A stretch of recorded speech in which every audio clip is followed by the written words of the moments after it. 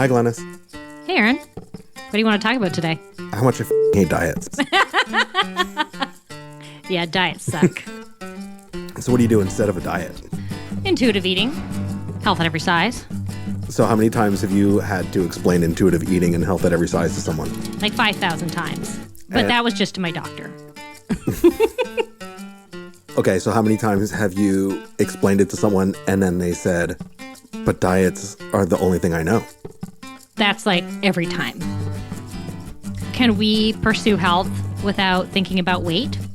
Yes, we can pursue health without thinking about weight. That's pretty revolutionary, what you just said. But what if you just don't like yourself at the size that you're at? I think we need to understand why, instead of just saying I need to change. So, what's the deal with body positivity? Oh man, that's a long answer. I'm Aaron Flores. And I'm Glenys Oyston.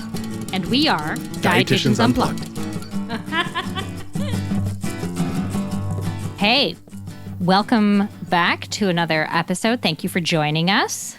How you doing, Glenys? For another Dietitians Unplugged. I'm doing good. It's nice to be chatting with you, Aaron. Always a pleasure. Yes.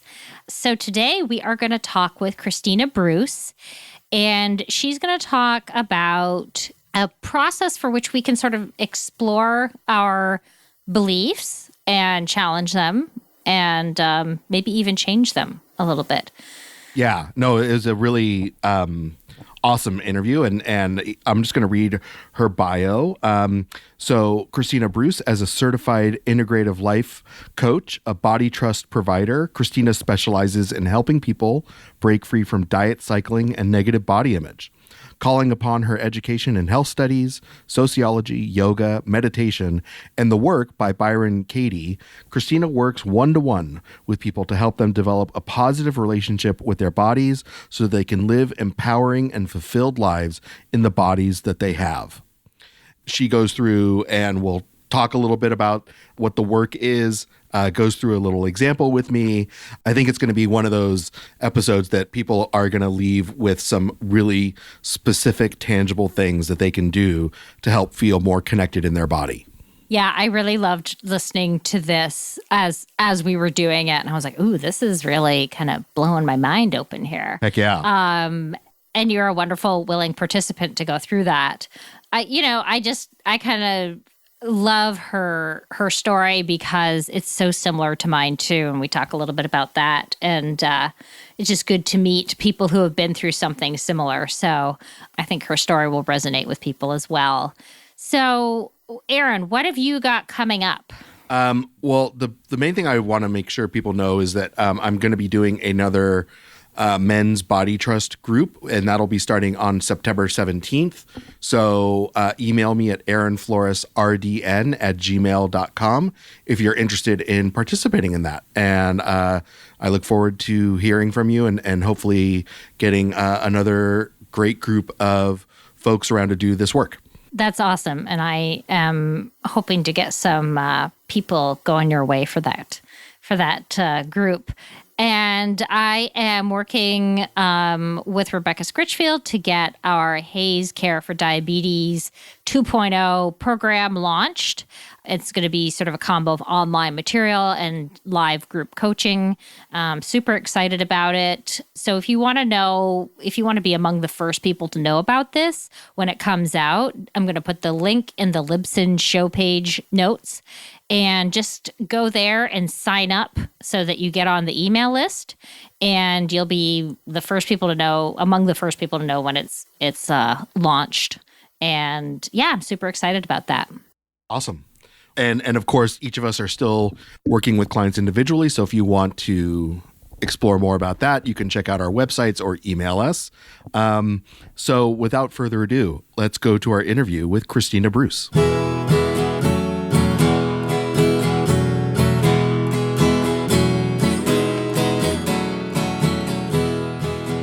Hey, Kristina, welcome to the show. Thank you so much for joining us today. Hello, thanks for having me on. Yeah, we're really excited to talk to you. So why don't we start out with you telling us a little bit about your journey to body acceptance? It sounds like your efforts to be thinner were kind of successful. I'm going to put that in quotes. And I have to say that I had a very similar experience. So I'm looking forward to hearing what made you decide to move away from that. Yeah, you're right in that it was quote unquote successful because for, I'd say about good 10 years, I really managed to keep my weight down and to stay at a smaller size than what my body naturally wanted to be at. And I would say that, what actually made me move away from it was a few different things. And I'd say the most impactful thing was when my then boyfriend, now husband, moved in with me. Because prior to that point, I was living on my own and I had been for, I think, like a good 6 years. And so it was really easy for me to manage my food and exercise really meticulously, which was what was required in order for me to suppress my weight for so long. And as soon as somebody else came into my life and was living in my space, it became pretty clear that I couldn't keep up what I was doing. So for example, if I wanted to spend any time with him at night instead of just exercising, that would cut into that. I didn't have the time to do that because in order to keep my weight down, it literally took over my entire life. It was most of my life. So when he moved in, we couldn't share a meal together and enjoy it because I was too busy micromanaging my food. Or I would start to relax a little bit and miss a couple workouts because I wanted to spend time with him and watch a movie or whatnot. And I started to slowly start to gain weight. So that wasn't at that time something that I was at all cool with. I was like, oh dear, this signaled a problem to me. So I kind of doubled down at that point and really got into some heavy eating disorder, or not eating disorder, but disordered eating behavior. And I would say I was borderline eating disorder at this point. I was never fully diagnosed with an eating disorder, but I would say I was approaching it. And it just became really difficult. I noticed it really impacted my happiness and it impacted my relationship with him. So although he didn't say this to me then, but he told me a few years later that he's not sure he would have still been with me if I was still doing what I was doing, because I started to notice that my moods were all over the place. I would come home from work at the time, he had immigrated here from another country, so he wasn't working. So he was making dinners. And if food wasn't ready immediately when I came home, I would lose it because I didn't know it at the time, but I was living in a state of semi-starvation all the time. So I noticed that I was just becoming really, really obsessed, really, really sad. My moods were all over the place. And it really showed me how unhappy I was. And there was this struggle because I just wanted to enjoy life and spend time with him. And I couldn't if I was still trying to keep my weight down. So thankfully at this time, I also ended up finding out about intuitive eating and health at every size. And in the beginning, I was not ready for it. I think it took me about a year to be open to this knowledge base and this paradigm because I was just so afraid of gaining weight and losing my thin privilege, which, I didn't know that that's really what it was at the time, but that's what it was.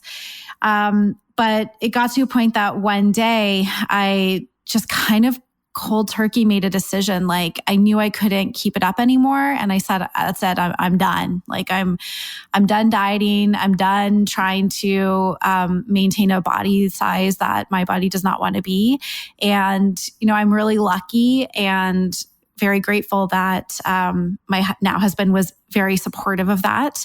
And so I went through several years of undoing all of the learning and really some of the damage that being in diet culture and following this way had on me, and started to just start to eat in a way that felt good to me and move in a way that felt good to me and learn that which was not easy over the course of several years, because I just wanted my life back. Like I just wanted to be happy. I didn't want to be miserable all the time. And I also knew that thinness wasn't really what was going to bring me happiness, because that's what I was ultimately using it for in the beginning. And I really wanted, on a deeper level, to just be okay as I was with myself. And I knew that if I kept pursuing thinness, that would block me from being able to learn how to do that. I feel like I'm talking to my disordered eating twin. And I'm like, we found each other because your story is so similar to mine. And so here's a question then. As I presume you started to gain some weight through that process? Immediately. Okay. And was there ever a fear that you could not be happy if you were in a higher weight body? Yeah. Yeah. And I mean, there was like, I'm going to be completely honest through this, which I always try to be very honest with my journey, is it was really, there were some really, really hard times during that. Like there's this process of, grieving the thin ideal. And like, I grieved it because I was so sad that, there was this idea that like I could never find happiness unless I was thin. And it was like I was losing this ability and this life and this potential. It was really just like a mindset, but in some ways. But yeah, so there was a lot of like grief and sadness and fear that went along with that. And luckily, we've referenced it we've referenced it before, that we have a whole podcast episode on grieving the thin ideal. So we do suggest people go back and listen to that one. And the grieving process is so necessary, right? It is. I think, personally, I think it's essential in order to really, truly move past being able to accept your body and move into a place of like being okay with weight gain or whatever happens. Because otherwise it's like you're still hanging on. You really haven't let go, and it's hard to move forward when you're still hanging on. So as you were going through all this, did you, what kind of support did you have to help you do this? So like I said, I consider myself very lucky that my husband he was really my primary support. Mm-hmm. It took, he actually was also trained as a life coach too. So kind of nice that he was open already to change and knowing how to support people. But it also took a lot of communication on my part to just say to him, like, I need you to not try and fix me right now. Like, I need you to not try and make all of my sadness go away, because what I need is you to just be here while I'm sad. And I need you to be here while I'm struggling. And sometimes, like I would say, in those times when I just needed support, I was like, can you just tell me I'm beautiful? Can you just tell me that you love me? Can you tell me all the good things about me? Because right now I'm struggling to remember that. And so I would ask him, and he was really my primary support. And in addition to that, what was also essential for me at that time was, like, I had podcasts in my ears all the time. It's like how I found your podcast. I was listening to your podcast. I was listening to, Chrissy Harrison's Food Psych, like all of the different podcasts. I would listen to them all the time. Anything I get my hands on. I was reading books all the time. I was following people on Instagram who were body positive, who were HAES aligned, like anything I could get my hands on, because I really needed the counter message. And I also worked with a coach. So I also hired a body acceptance coach at the time.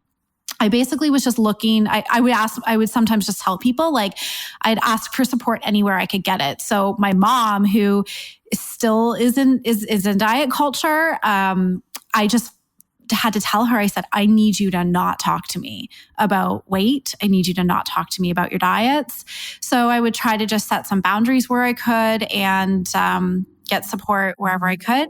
And sometimes that would even mean like maybe going to a friend's house and just kind of distracting myself for a bit, like just having fun and not thinking about this for a while. So it's kind of all in a lot of different ways.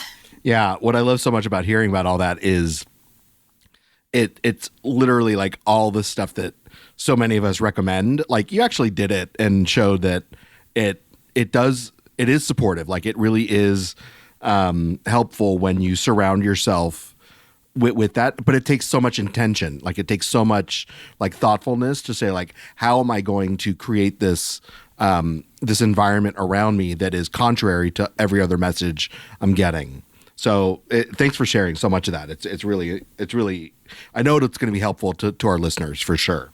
So what were some of the beliefs that you held around your body that might have sort of been causing stress? And what are in general these sort of beliefs around our bodies that might cause us stress? I think there's a lot of them. I think the biggest one for me was like, I'm not valuable enough if I'm in a bigger body. I'm not attractive enough. Nobody will like me. Nobody will love me. I won't be liked was a big one. Like I won't feel loved. Like those are really kind of the deep core beliefs. What underlies this fear of weight gain. I know we hear a lot of people in our culture is just completely obsessed with this idea of weight and health. And like, it's something that's a belief that some people may have is like, I'm not going to be healthy unless I'm thin. Which as we know, like that's not a fact.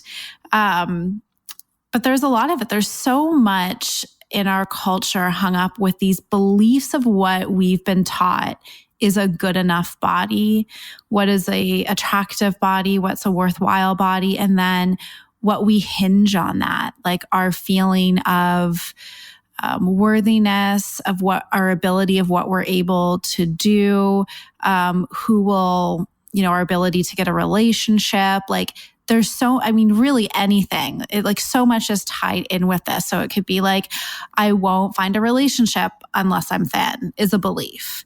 My body isn't good enough. My body is ugly. My body's too big. My body's too fat. Like these are common beliefs. These are some beliefs I've held. These are common beliefs I hear from my clients that I work with and from other people. It really runs the gamut. Basically, it's like, if there is a belief that you feel any sort of stress around or any sort of discomfort around, like that's a negative belief associated with your body. And that's maybe the cue then that we need to, is this something that needs challenging? Yeah, for me,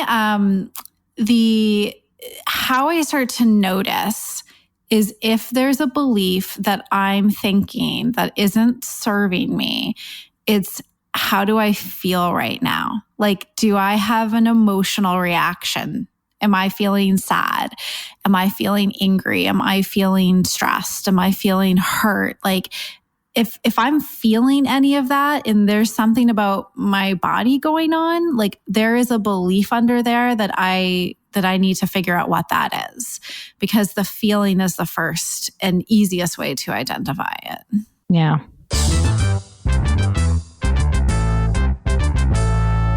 So we just want to pause for a minute to tell you about our new sponsor, clothing retailer, Ori. And they are a new size-inclusive brand designing for sizes 10 to 32. And many stores only go up to size 28, so this is really great to have the extra sizes available. Ori designs clothing that was actually made for various shapes and sizes in their size range, and they use a number of different fit models in their design process and are just a really cool brand that gets it. And so I tried the super soft crop tee with 3/4 length sleeves and the perfect tee, and they were kind of amazing. I got a lot of compliments. They were really good quality. The fabric was soft. They didn't shrink when I washed them. I could not be happier to have something that actually fits my body, is the right length, and I absolutely love them. Aaron, what was your wife's experience? Yeah, my wife did some testing for us, and she tried two things. She tried the perfect tee in Copen Blue and the signature French dress in biking red, not bikini red, biking red. And she loved both of them. The shirt was super comfortable. The dress came with a little belt that she could sort of adjust how she wore it. And both just felt really, really comfortable. And she was really impressed with how much she enjoyed wearing them. And right now, they're doing free shipping for our listeners through the end of August. So if you visit our site, wearori.com/unplugged, the code will automatically be added to the cart when you visit that URL. Make sure you go through our link so that they know we sent you. And now, back to the show. You know, one of the things that I think comes up too is that these stressors, these feelings seem so like powerful and constant. And so many of my clients, and I know other people will say, like, it's just, I can't fathom a way for this feeling to change, right? I don't see this as, it seems impossible to change.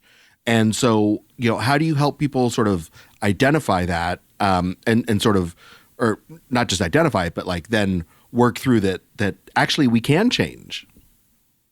Mm-hmm. Yeah. Well, the first thing I would say is like, notice the pressure, or like notice how it feels to have the thought, this is impossible to change. Like, that's stressful in and of itself. So already there is a belief there that's not actually true. So that's how I tell my clients is like, if you feel stressed, there is something there that you're believing that's not actually true for you. And the easiest way I say that is like, if it feels tight, you know, if it feels panicky, if it feels anxiety ridden, if it feels stressful, then there's something going on there. And so when we start to kind of question that belief and shift it and open it up, notice how I say, like, notice how you feel inside. Is there a relaxing there? Is there an opening up? Is there a feeling of calmness? And it's like, then we know that we're moving into a space of where there's actually some more truth, or we're looking at the reality of the situation. And so one of the things that really was life changing for me, and this particular tool, there's a lot of different tools that we can use with this. But one that really was very actually life changing for me is there's a woman, her name is Byron Katie, and she developed this method of inquiry called the work. And it's really just 4 questions and then what she calls turnarounds. And so the first thing that we would do is like, we would identify what the belief is that's causing us this stress. So like the first thing is to even be aware that we are feeling upset. And so we can do that by tapping into our emotions. Like I said, like it's pretty easy for us to identify stress or discomfort. And then we kind of anchor ourselves into whatever situation it is that we're feeling it. So, you know, it's easy if we could say like, oh, I remember I was sitting in my living room and it was the afternoon and like, I don't know, maybe something was going on, I was watching TV and then I felt this. And then we'd say, well, then what were you thinking in that moment? And we get really clear on like starting to look at like what thoughts were going on in my head at that time. And we identify a belief and then we start to question it. And I don't know if you want me to like share that tool with you, but that's for sure. It's one of the things that we do. So I don't know, is there like a belief maybe that you find is common with your clients or that you've had in the past that people would identify as having an issue with? The one that we actually it comes up a lot is, will I ever stop gaining weight? Mm-hmm. Like I'll never stop. Like if I start eating, right, I'm just never going to stop.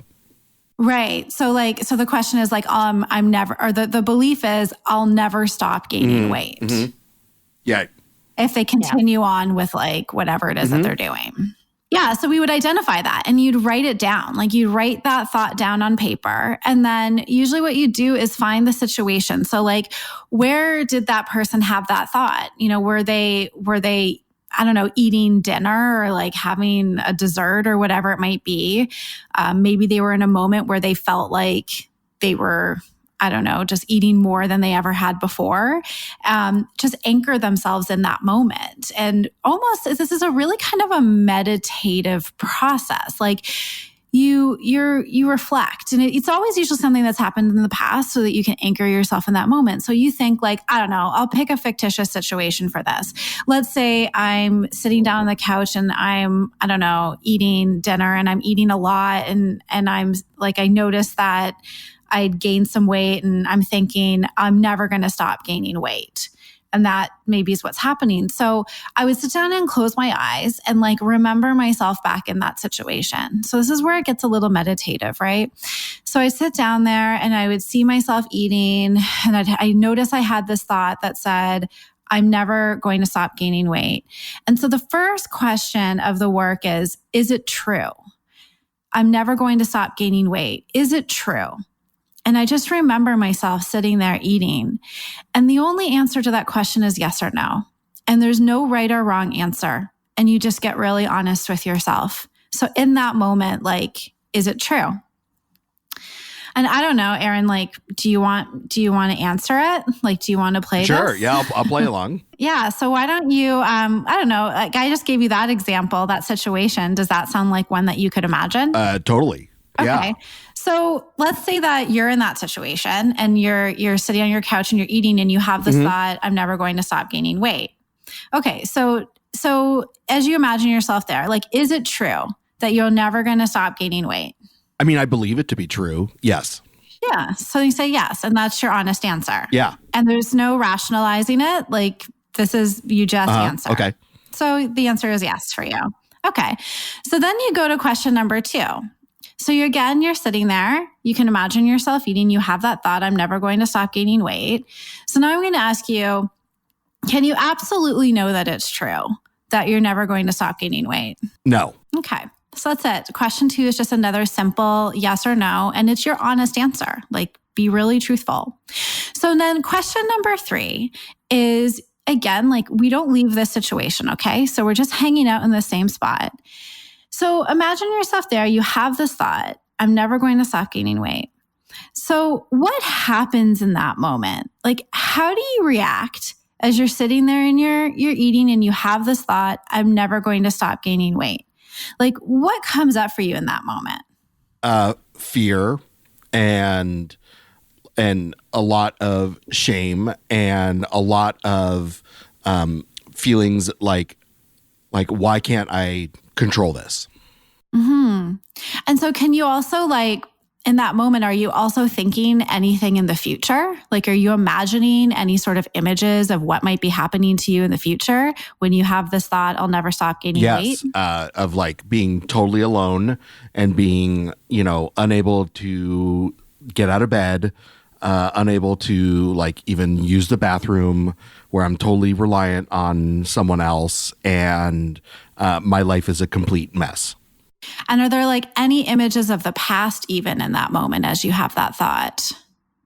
Just like the shame of being in a judge for my body. And so do you also then, like, how do you treat yourself in that moment when you're sitting there eating and you have this thought, I'm never going to stop gaining weight? Really like quite mean, right? So it's like a really negative voice. It's really shameful, and it's really like beating myself up. Yeah, so there's a lot going on in that moment, in just connected to that thought. So we're really just starting to witness and just really look at what's happening in that moment. So now what we do is we move to question 4. And so again, you're sitting there eating your food and you have this thought, I'm never going to stop gaining weight. And now, so nothing's changed, okay? Like, same situation, literally the exact thing is happening. But now I'm going to ask you the question, who would you be in that moment without the thought, I'll never stop gaining weight? And just sit there and witness yourself. You're still eating. Everything is the same, but you didn't have the thought, I'll never stop gaining weight. Who would you be in that moment? What's different? I think I don't know, because it's like that thought has been there for so long that I don't know what it would be like to not experience that feeling, or to not even have that thought with me. So let's try it on. Like, let's hypothetical, like, let's play around with it right now. So you can imagine yourself sitting there and you're eating, but you didn't have that thought. I could imagine it would be really, really liberating on some level to not have that negativity surrounding me as I sit there and eat. Mm-hmm. So like, do you kind of witness, like, what would your relationship to, say, your food be at that point if you didn't have that thought?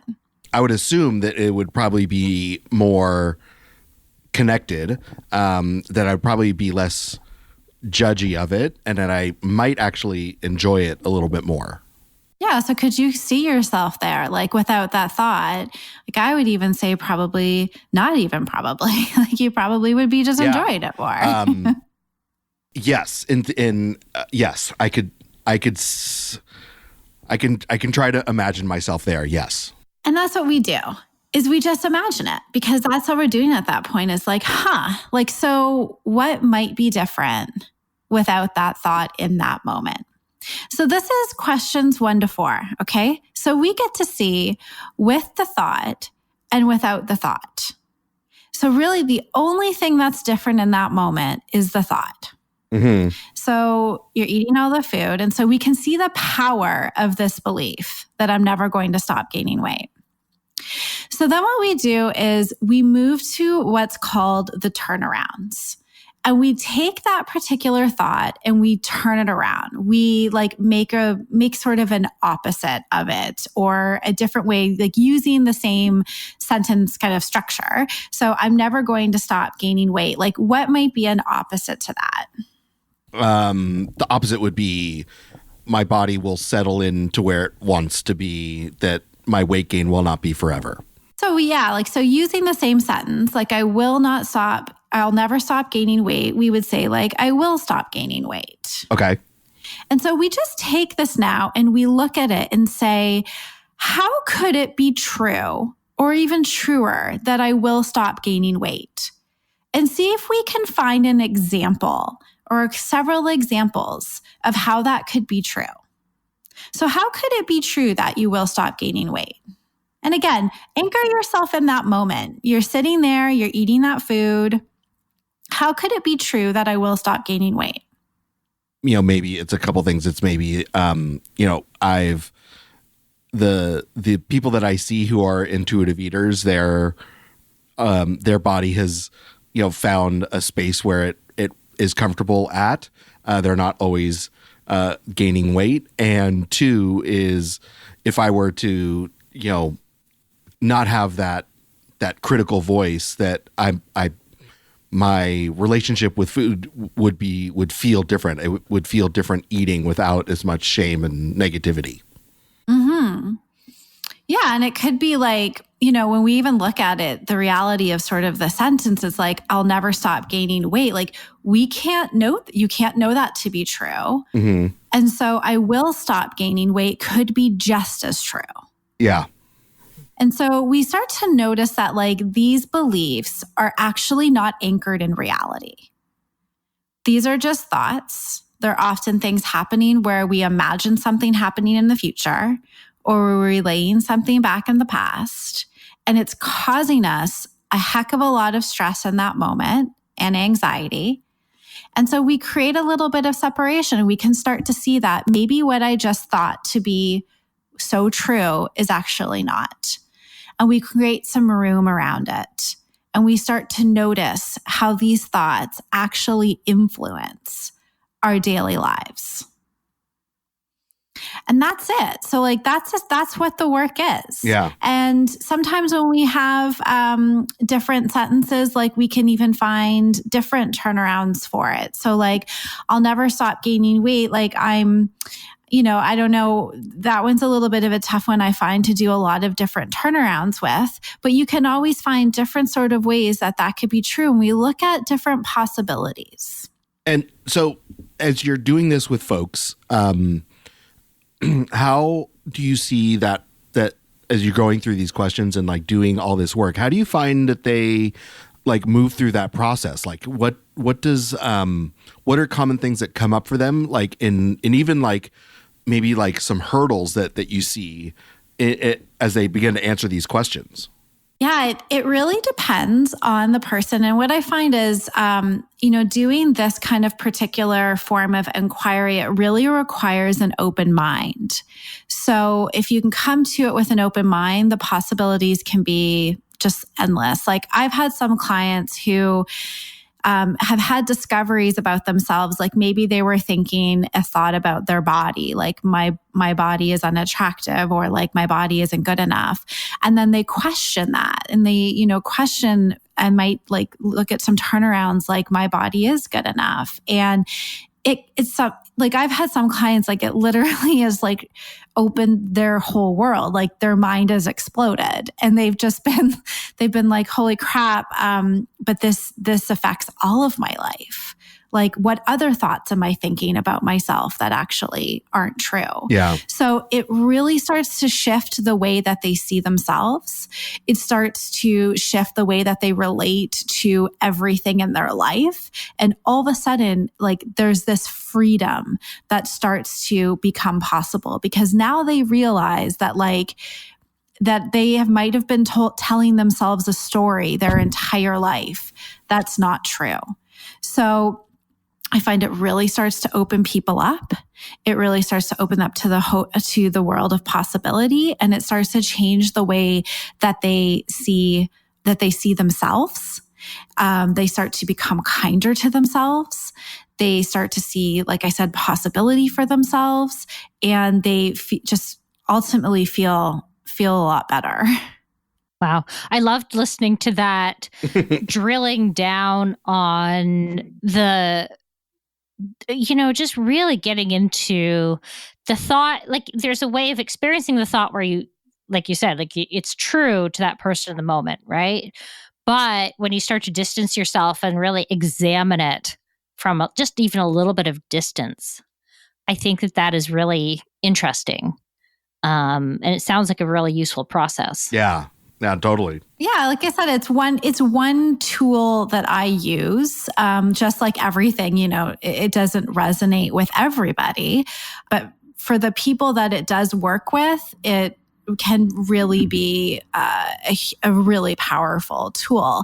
But even like just with this tool, sort of the essence of it is starting to create some distance between ourselves and our thoughts, because we can know that we're really caught in our thoughts when we're feeling a lot of emotion. And there can be like many, many thoughts that are going through our heads at a super fast rate.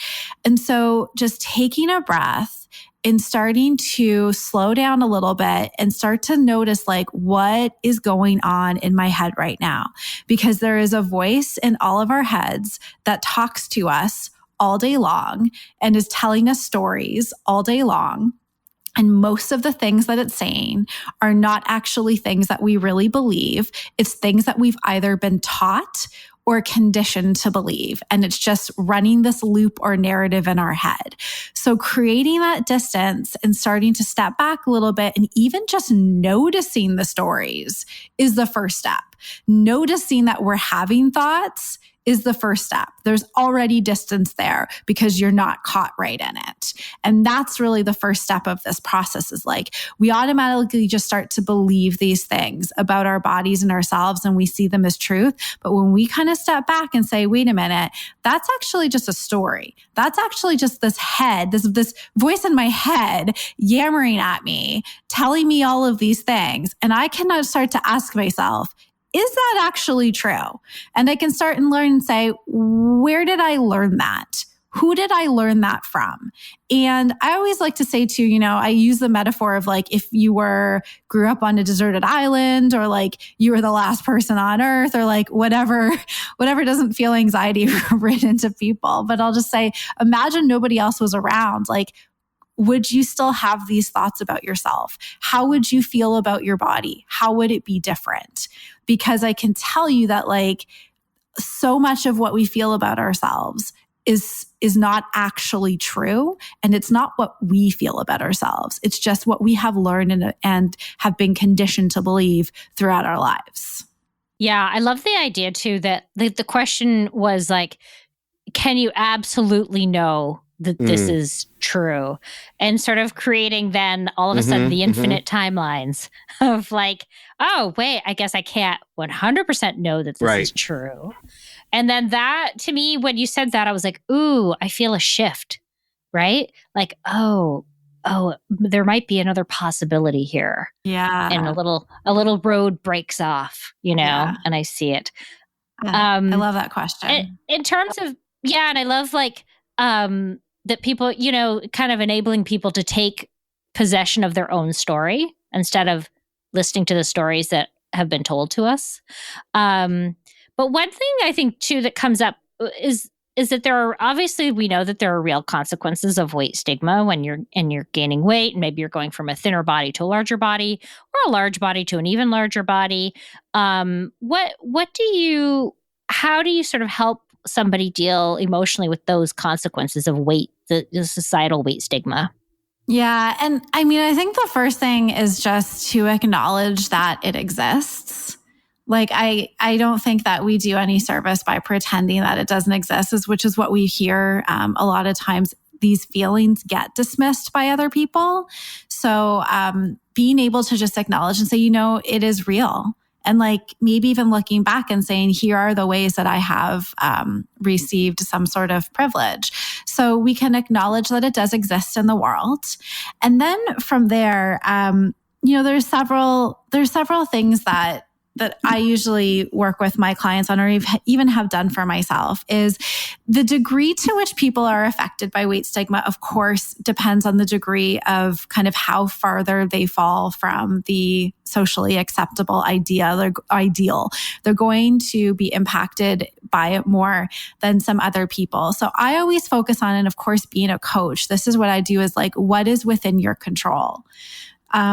We cannot control how other people are going to react to us, but what can we do?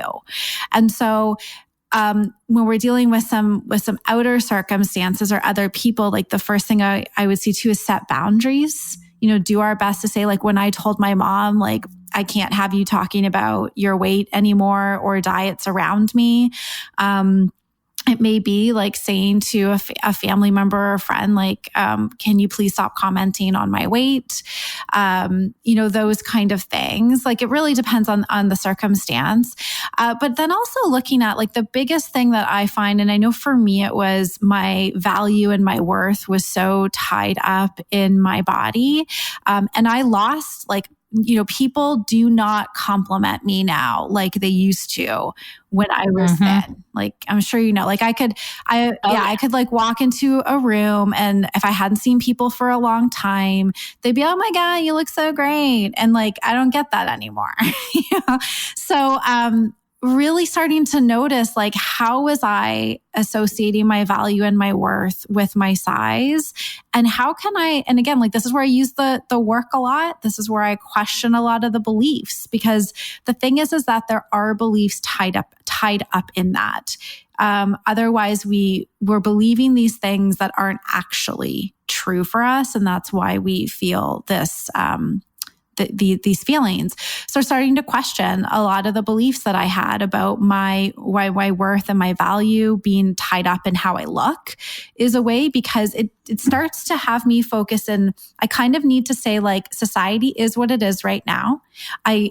At this moment, there is weight stigma, it exists, but how can I start to undo what is internally going on within me so that I can get my own source of support and value from myself and from other people around me who do support me and love me, not because of my size, but because of who I am.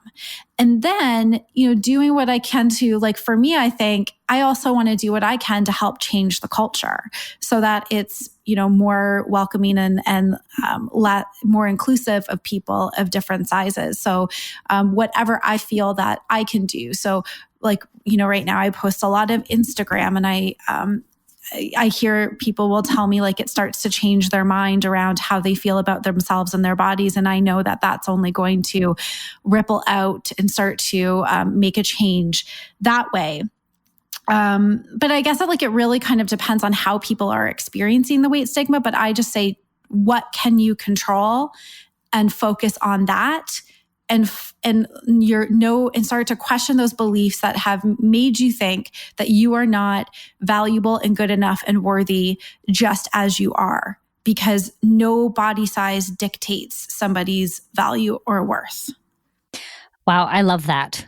I really do appreciate that, because as much as we want to snap our fingers and have weight stigma go away, it's been a long, slow process and fight. So it hasn't gone away yet. So I love this idea that, what can you control? I think that's amazing. So you have given our listeners this incredible tool. Thank you. Of course, we know it's useful to do this with somebody. So how do people find you? Well, you can find me at my website, which is Kristina with a K, Bruce.com. And I'm also on Instagram at Kristina Bruce _coach. And I have a Facebook page and a YouTube channel. And those are the primary ways people can find me. Okay, and we will link to all of those in our show notes on our Libsyn homepage. And yeah, I just want to thank you for coming on and really being so generous and sharing, some real, a really great tool for people. Yeah, thank you so much for having me on. Yeah, and thanks for the therapy session. If you send me a bill, I will gladly remit some payment to you very quickly. Thanks for being a willing participant, Of course. Aaron. No, thanks for coming on. It's been great speaking with you.